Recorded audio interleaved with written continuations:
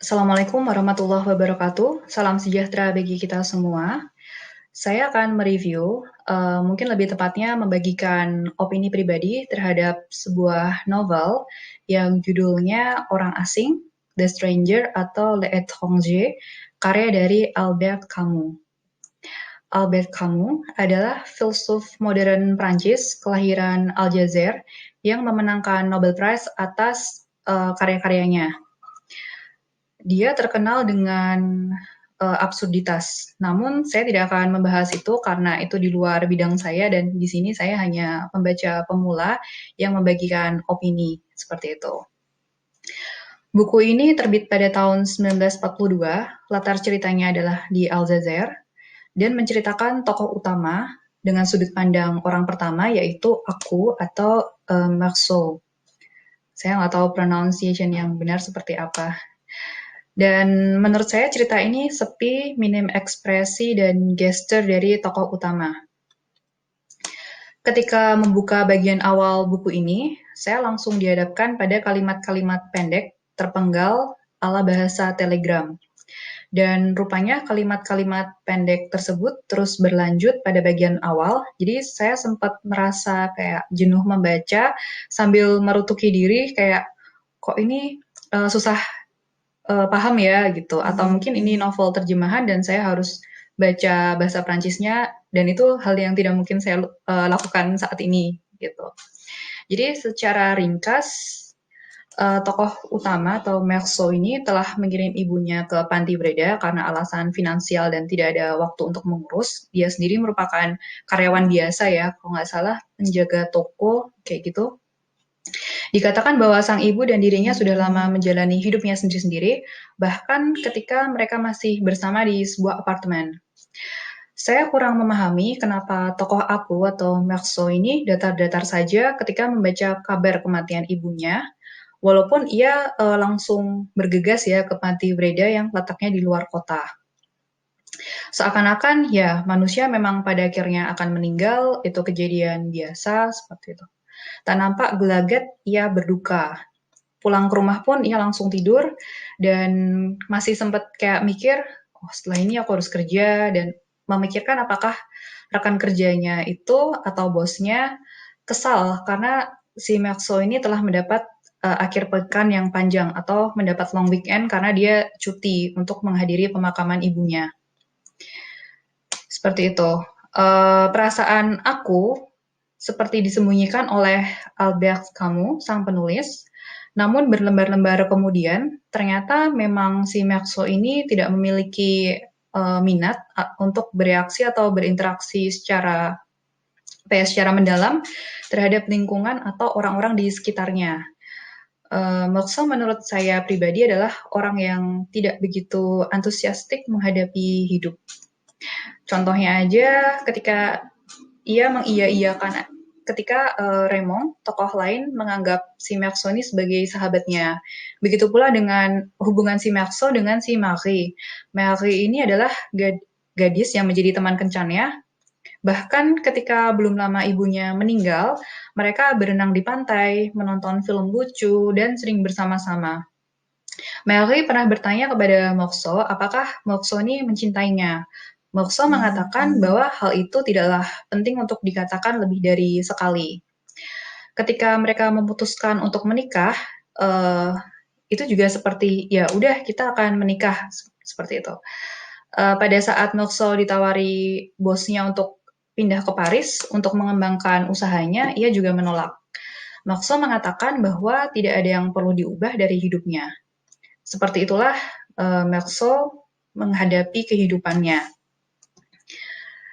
Namun bagi saya, Maxwell ini bukanlah tokoh jahat yang gemar bersiasat gitu. Pun ketika ia melepaskan peluru lebih dari sekali ke orang Arab di pantai. Nah, ini bagian yang menjadi titik balik dari cerita ini ya. Awalnya kehidupan Maxwell yang monoton, kemudian ada kejadian penembakan, dan novel ini menceritakan kejadian setelah penembakan orang Arab tersebut. Seperti kejadian yang malang ya, menurut saya. Ada pertikaian atau konflik sebenarnya itu antara Raymond dan tokoh yang uh, Raymond, tokoh yang menganggap Meursault sebagai sahabat dengan orang Arab di pantai yang memang mengikuti mereka. Meursault saat itu memegang pistol Raymond karena takut Raymond menembaki orang-orang Arab tersebut. Ada satu kejadian, Meursault berjalan sendiri di pantai. Setting cerita ini dideskripsikan oleh penulis atau oleh kamu. Siang hari, matahari yang sangat terik, hembusan angin yang panas, dikatakan pula lautan seperti logam mendidih. Ya, jadi kayak membayangkan saja udah kayak panas banget situasinya gitu. Mokso melihat ada satu orang Arab berbaring-baring di pantai, dan orang tersebut mengeluarkan belati. Mereka kontak mata, kemudian ada pantulan sinar belati yang menyilaukan, ditambah trik matahari dan sebagainya. Mokso pun menembak orang Arab tersebut. Sekali, kemudian berjeda, kemudian ditembaki lagi sampai 4 kali. Ya, 4 kali kalau nggak salah ya. Dalam sekejap, Mokso telah menjadi seorang pembunuh gitu. Tak ada rencana apapun, motif apapun. Ini semacam nasib orang Arab tersebut ada di peluru pistol Raymond yang dibawa oleh Mokso ini. Dan bagi Mokso ini kejahatan pertama, pembunuhan pertamanya. Bagian berikutnya adalah Mokso di penjara dan menjalani sidang berkali-kali. Sang penulis, kamu menuliskan bahwa tokoh aku atau Mokso ini tidak benar-benar meratapi nasibnya, melainkan hanya membiasakan diri untuk menjalani kehidupan yang berbeda dari kehidupan sebelum ia membunuh orang. Ketika ia terkungkung dan hanya bisa berdiam diri, ia sering memikirkan kenangan-kenangan sebelum di penjara.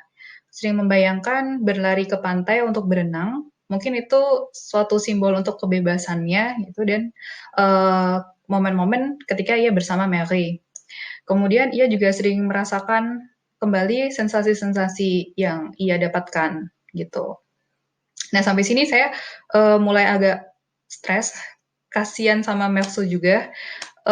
Kemuraman hidup Mokso yang ia anggap biasa aja ternyata menjadi sorotan di pengadilan. Perasaan datarnya terhadap kematian ibunya menjadi senjata yang membahayakannya.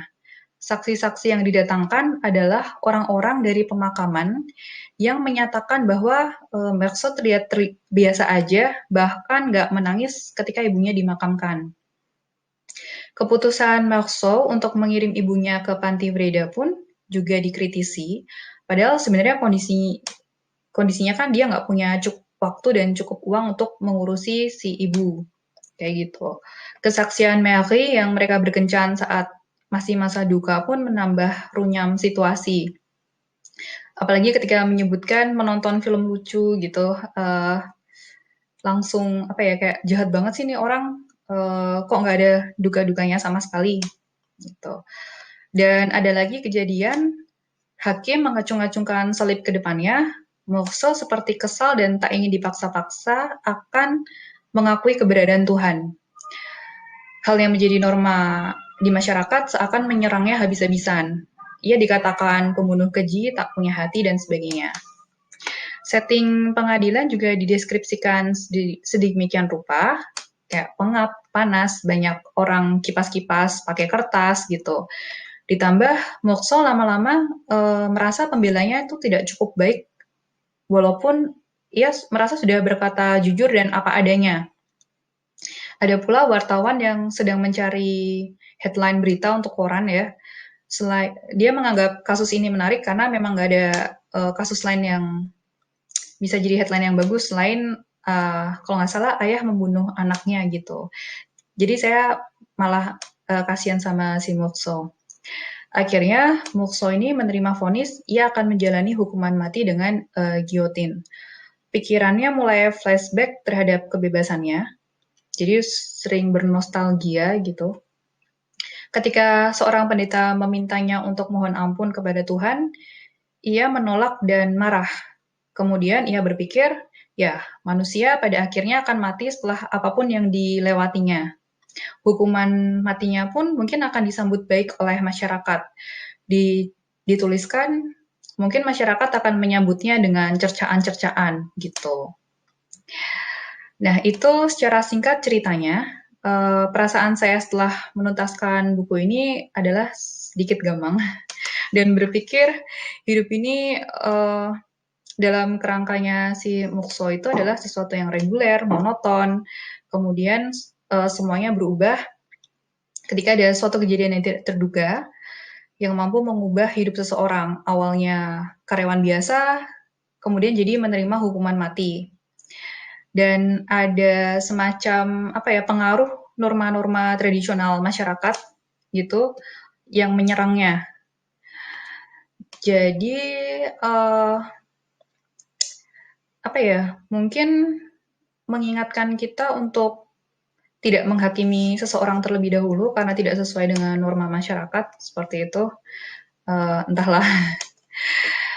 Yang jelas buku ini menurut saya menarik dan tidak tebal juga, jadi bisa diselesaikan membaca dengan cepat.